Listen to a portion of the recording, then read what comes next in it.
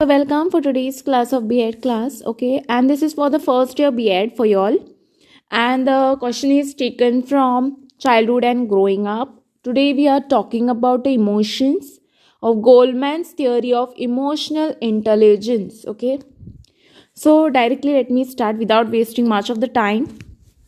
So यहाँ पर हम क्या पढ़ेंगे, इमोशंस के बारे में, like Goldman's theory of emotional intelligence. So you can take down this. Okay, now यहाँ पर क्या हुआ है, गोल्डमैन ने एक वर्ड दिया गया है, emotional intelligence. So basically they are two terms. Okay, one is IQ and the other one is EQ. Okay, एक जो हमारा रहता है IQ. सो यहाँ पर क्या दिया गया, IQ two terms. Okay, so there are two terms, IQ and EQ. Now IQ means, let us see. So यहाँ पर IQ मतलब like visualizing process. Okay, मतलब how logically we are developing ourselves, like working memory, fluid and quantitative reasoning. And यहाँ पर EQ में क्या आता है, आइडेंटिफाई इमोशंस, कि हम दूसरों के इमोशंस कैसे आइडेंटिफाई करते हैं, रिलेटिंग टू अदर्स, कैसे हम रिलेट कर पाते हैं दूसरों को, एंड सोशली कम्युनिकेटिंग, कि कैसे हम सोशली कम्युनिकेट करते हैं, we are communicating with others, how socially we are communicating with others. So okay, emotional intelligence definitions by Salovey and Mayer. Okay, I hope the screen is clear towards you all. Emotional intelligence can be defined as the ability to monitor one's own and other people's emotions, to discriminate between different emotions and label them approximately, and to use emotional information to guide thinking and behavior. Okay, यहाँ पर क्या होता है, it is about monitoring one's own and other people emotions. Okay, basically emotions को हम, emotion can be defined as ability to monitor our own and other people emotions, कि हम emotions को कैसे आइडेंटिफाई करना, यहाँ पर आइडेंटिफाई करना, और हम डिफ्रेंशिएट करते हैं और डिस्क्रिमिनेट करना between emotions, between your emotions and their emotions. It should be between your emotions and their emotions, and how is the behavior different. Okay, label them approximately and use emotional information to guide thinking, behavior और उनका behaviour. इसका मतलब क्या होता है, emotions को हम identify करना, इमोशंस को आइडेंटिफाई करना और डिफरेंशिएट करना और डिस्क्रिमिनेट करना between your emotions and their emotions, and how is the behavior different. Okay, next let us see. So this definition is according to the Daniel Goleman.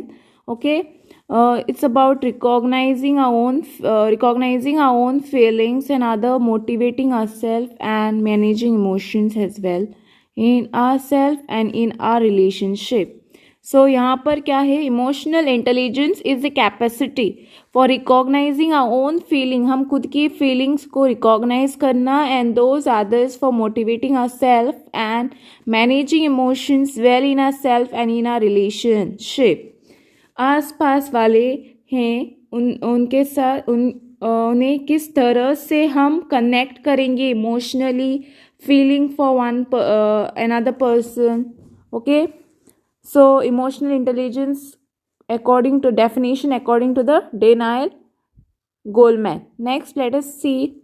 The Goleman's theory consists of 5 factors, or you can say 5 terms. First is self-awareness. Okay, first is self-awareness. Second is self-regulation. Third one will be motivation. Fourth one is empathy, and the fifth one is social skills. So basically there are 5 factors. Okay, so first let us see self-awareness. Emotional self-awareness. Individuals with high level of emotional intelligence are comfortable with their own thoughts and emotions and understand how they impact on others. Understanding and accepting the way you feel it is often the first step to over okay to overcoming it. So यहाँ पर क्या होता है, ये basically we think about a self कि हमारा emotions intelligence क्या है और दूसरों के लेवल क्या है, इमोशंस क्या है, इंटेलिजेंस क्या है. Basically what we do is over here emotional self awareness. Individuals मतलब एक इंडिविजुअल जो होता है with high level, okay, individuals with high level of emotions, okay, जिसके हाई लेवल इमोशंस होते हैं, इंटेलिजेंस, आर कंफर्टेबल, वो कंफर्टेबल होते हैं विद देयर ओन थॉट्स, उनकी खुद की थॉट्स से वो कंफर्टेबल होते हैं, एंड इमोशंस, जो उनके इमोशंस है, and understanding how they impact on others. Basically what happens over here, यहाँ पर क्या होता है, जो इमोशंस, जिसके अंदर इमोशंस होते हैं, जो खुद के इमोशंस के बारे में है, वो दूसरों के भी इमोशंस समझते हैं, ओके, जिन्हें इमोशंस होते हैं ज़्यादा हाई लेवल, वो दूसरों के भी इमोशंस को समझते हैं, अंडरस्टैंड करते हैं, and how they impact on others, मतलब वही, ओके. अंडरस्टैंडिंग एंड एक्सेप्टिंग, वो अंडरस्टैंड करते हैं उन्हें और एक्सेप्ट करते हैं. The way you feel it often the first step to overcoming it, okay. Next second one will be about self regulation. So let us see self regulation means क्या होता है. It is also important to be able to control and manage your impulses and emotions. Acting rashly or without caution can lead to a mistake being made and can often damage relationship with clients or colleagues. So यहाँ पर क्या होता है, basically कभी हम फिर कोई गलती हुई क्लाइंट से और कलीग से, तो क्या होता है, किसी से भी गलती हो जाए तो हाँ, आखिर बाद में क्या होता है, उन्हें डांट पड़ेगी उसका डर रहता है, और डांट पड़ती है, बाद में उनका रिलेशन ख़राब होता है. सो उसे समझ में नहीं आता है क्या करना है सिचुएशन पर. तो कभी कभार क्या होता है, that person might act rashly, okay. So उससे क्या होगा, रिलेशन ख़राब होगा और डेंजर में जाएगा, राइट, उनकी फाइट्स वगैरह होगी.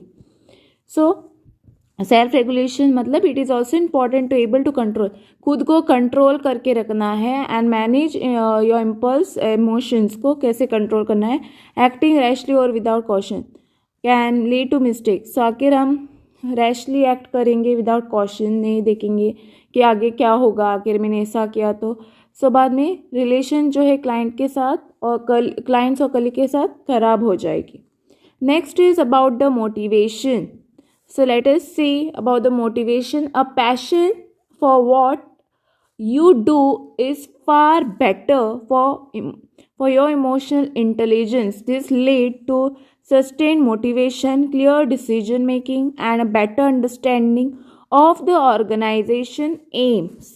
Okay, so I can write down this. I'll explain you all.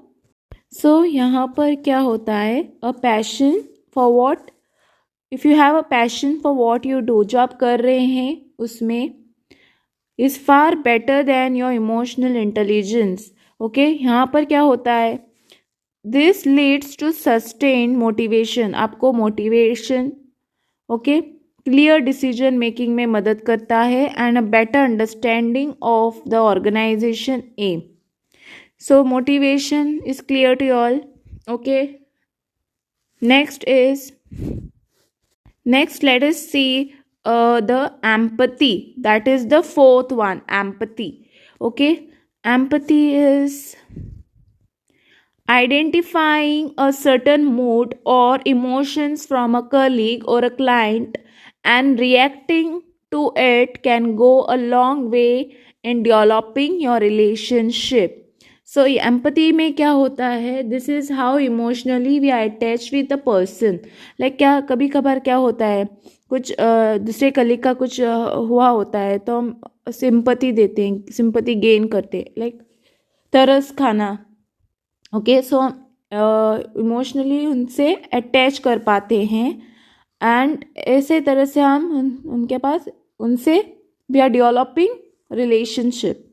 Okay, so identifying a certain mood or emotion from a colleague or a client and reacting to it can go long way in developing a relationship. Next is social skill. Social skill मतलब क्या होता है? Social skill are more than just being friendly. Goldman described them as friendliness with a purpose, meaning everyone is treated politely and with respect. At healthy relationships are then also used for personal and organizational benefit. Okay. So यहाँ पर क्या होता है? इसमें advantages कुछ benefits मिलते हैं तभी हम दोस्ती करते हैं, like that way. Okay. For example अगर बिजनेस पार्टनरशिप हो तो वहाँ पर दोस्ती करते हैं क्योंकि हमें बेनिफिट मिलती है, हमें उस इंसान से कुछ बेनिफिट मिलता है तभी हम दोस्ती का हाथ बढ़ाते हैं, दोस्ती करते हैं. Okay. If you have any benefits from that person, if you are benefited, you are getting any benefit with that person, you will be friendship का हाथ बढ़ाएंगे आप उनके साथ. Okay. So social skill are the more than just being friendly. Goldman described them as a friendliness with a purpose. Purpose मतलब आपका कोई फ़ायदा हो रहा है तब भी आप दोस्ती का हाथ बढ़ाएंगे. Meaning everyone is treated politely. अच्छे से बात करेंगे, with respect देंगे उन्हें. At healthy relationship are then also used for personal.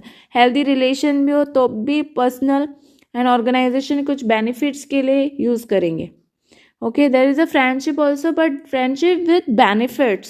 Okay, so let us see what we have understood with the self awareness. Self awareness मतलब खुद के बारे में जानना, और तभी हम दूसरों के बारे में जान पाएंगे, right?